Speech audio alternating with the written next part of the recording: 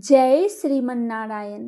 प्रेम से बोले लक्ष्मी नारायण की जय हो। आज हम सुनेंगे बैसाख मास के शुक्ल पक्ष में होने वाली मोहिनी एकादशी व्रत की कथा। मोहिनी रूप रखकर भगवान विष्णु जी ने देवताओं को अमृत पान कराया था, इसीलिए यह एकादशी भगवान श्री हरि के विष्णु रूप को समर्पित है। इस दिन व्रत का संकल्प करके भगवान विष्णु की पूजा के साथ इस कथा को सुनना एवं पढ़ना चाहिए। इस व्रत को करने से सभी पाप नष्ट हो जाते हैं। आइए सुनते हैं मोहिनी एकादशी व्रत की कथा। युधिष्ठिर ने पूछा, बैसाख मास के शुक्ल पक्ष में किस नाम की एकादशी होता है, उसका क्या फल होता है तथा उसके लिए कौन सी विधि है। भगवान श्री कृष्ण बोले, महाराज, पूर्व काल में परम बुद्धिमान श्री रामचंद्र जी ने महर्षि वशिष्ठ से यही बात पूछी थी। वशिष्ठ जी ने बताया था, तुमने बहुत उत्तम बात पूछी है।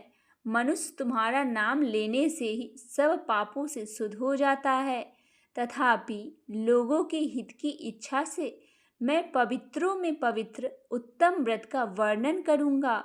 बैसाख मास के शुक्ल पक्ष में जो एकादशी होती है उसका नाम मोहिनी है। वह सब पापों को हरने वाली और उत्तम है। उसके व्रत के प्रभाव से मनुष्य मोहजाल और सभी पाप मोह से छुटकारा पा जाते हैं। सरस्वती नदी के रमणीय तट पर भद्रावती नाम की सुंदर नगरी है। वहाँ ध्रुतिमान नामक राजा, जो चंद्र वंश में उत्पन्न और सत्य प्रतिज्ञ थे, राज्य करते थे। उसी नगर में एक वैद्य रहता था, जो धन धान्य से परिपूर्ण और समृद्धिशाली था। उसका नाम था धनपाल। वह सदा पुण्य कर्म में ही लगा रहता था। दूसरों के लिए कुआं, मठ, बगीचा, पोखरा और घर बनवाया करता था। भगवान श्री हरि विष्णु के भक्ति में उसका हार्दिक अनुराग था। वह सदा शांत रहता था। उसके 5 पुत्र थे, सुमना, झूतिमान, मेधावी, सुकृति तथा धृष्टि बुद्धि। धृष्टि बुद्धि 5वां था। वह सदा बड़े बड़े पापों में ही लगा रहता था।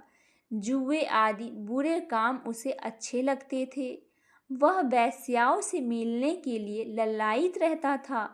उसकी बुद्धि ना तो देवताओं के पूजन में लगती थी और ना ही पितरों तथा ब्राह्मणों के सत्कार में। वह दुष्ट आत्मा अन्याय मार्ग पर चल पड़ा था। पिता के धन बर्बाद किया करता था। एक दिन वह वेश्याओं के गले में बाहें डाल चौराहे पर घूमता दिखा। तब पिता ने उसे घर से निकाल दिया तथा भाइयों ने भी उसका परित्याग कर दिया। अब वह दिन रात दुख और शोक में डूबा तथा कष्ट पर कष्ट उठाता हुआ इधर उधर भटकने लगा। एक दिन उसके किसी पुण्य के उदय होने पर वह महर्षि कौंडिन्य के आश्रम पर जा पहुंचा। बैसाख का महीना था। तपोधन कौंडिन्य गंगा जी में स्नान करके आए थे। दृष्टि बुद्धि शोक के भार से पीड़ित हो मुनिवर के पास गया और वह कौंडिन्य मुनि से हाथ जोड़कर कहने लगा, हे मुने, मैंने जीवन में बहुत पाप किए हैं। आप इन पापों से छूटने का कोई साधारण बिना धन का उपाय बतलाइए। उसके दीन वचन सुनकर मुनि ने प्रसन्न होकर कहा कि तुम बैसाख शुक्ल पक्ष की मोहिनी नाम की एकादशी का व्रत करो, इससे समस्त पाप नष्ट हो जाएंगे। मुनि का वचन सुनकर वह अत्यंत प्रसन्न हुआ और उनके द्वारा बताई गई विधि के अनुसार व्रत किया। हे राम, इस व्रत के प्रभाव से उसके सब पाप नष्ट हो गए और अंत में वह गरुड़ पर बैठकर विष्णु लोक को गया। इस व्रत से मोह आदि सब नष्ट हो जाते हैं और संसार में इस व्रत से श्रेष्ठ कोई व्रत नहीं है। इसके महात्म्य को पढ़ने से अथवा सुनने से 1000 गौदान का फल प्राप्त होता है। बोलिए लक्ष्मी नारायण भगवान की जय हो। आइए सुनते हैं मोहिनी एकादशी व्रत की दूसरी कथा। श्री हरि विष्णु के मोहिनी अवतार की पौराणिक कथा के अनुसार जब समुद्र मंथन से निकला अमृत कलश दैत्य एक दूसरे के हाथ से छीन रहे थे, इसी बीच एक मनोरम स्त्री उनके बीच में चली आई। सभी उस मनोरम स्त्री के सौंदर्य को देखते मोहित हो गए और आपस में झगड़ा भूलकर उन आकर्षक स्त्री के पास दौड़ गए। दैत्यों ने देवी से पूछा, तुम कौन हो, कहाँ से आई हो? सुंदरी, तुम क्या करना चाहती हो? देवी को देखकर दैत्यों के बीच खलबली मच गई। दैत्य कहने लगे, अब तक देवता, दैत्य, सिद्ध, गंधर्व, चारण और लोकपालों ने तुम्हें स्पर्श तक नहीं किया होगा। अवश्य ही विधाता ने तुम्हें संपूर्ण इंद्रियों एवं मन को तृप्त करने के लिए भेजा होगा। सुंदरी, तुम हमारा झगड़ा मिटा दो। तुम न्याय के अनुसार निष्पक्ष भाव से इस अमृत को बांट दो, जिससे हम लोगों में और अधिक झगड़ा न हो।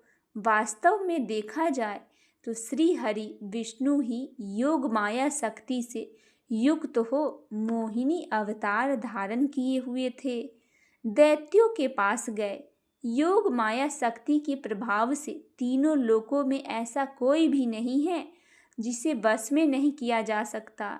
यही योग माया शक्ति आदि शक्ति है। दैत्य की प्रार्थना पर तीनों लोकों को मोहित करने में समर्थ मोहिनी देवी ने दैत्यों को हंसकर कहा, मैं माया हूँ तथा आप महर्षि कश्यप के संतान हैं। मुझे न्याय का भार क्यों दे रहे हैं? बुद्धिमान पुरुष को स्वेच्छाचारी स्त्रियों पर कभी विश्वास नहीं करना चाहिए। मोहिनी देवी की परिहास भरी वाणी दैत्यों को और अधिक आश्वस्त कर गई और उन्होंने अमृत से भरा कलश उनके हाथों में दे दिया।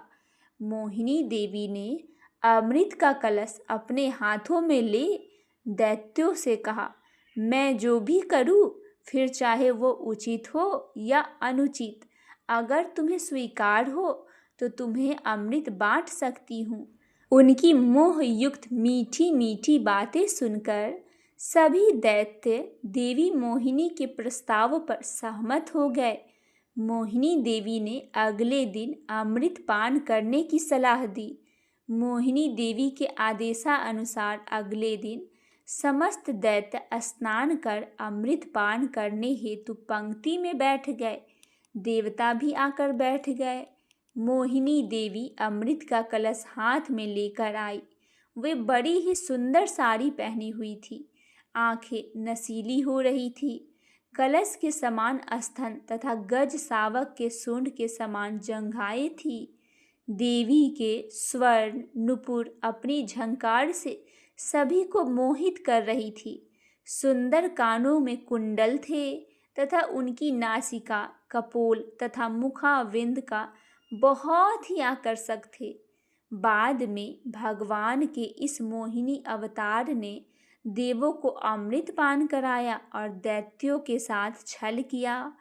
उधर जब भगवान शिव ने सुना कि श्री हरि ने दैत्यों को मोहित कर दिया है देवताओं को अमृत पिलाने के लिए स्त्री रूप धारण किया, वे उस स्थान पर गए जहाँ भगवान श्री हरि निवास करते थे।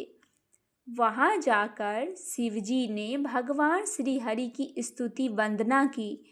श्री हरि ने शिवजी को दैत्यों को मोहित करने वाली मोहिनी रूप दिखाया। एकाएक शिवजी एक रंग बिरंगे फूलों से भरे पूरे उपवन में पहुंच गए। वहां उन्होंने बड़े ही सुंदर परिधान पहने हुए, कमर में करधनी पहने हुए एक सुंदर स्त्री को क्रीड़ा करते हुए देखा। उन देवी ने लज्जा भाव से मुस्कुराकर तिरछी नजर से शिवजी की ओर देखा। बस फिर क्या था, कामदेव को भस्म करने वाले भगवान शंकर का मन उनके हाथ से निकल गया। वे मोहिनी देवी को निहारने लगे।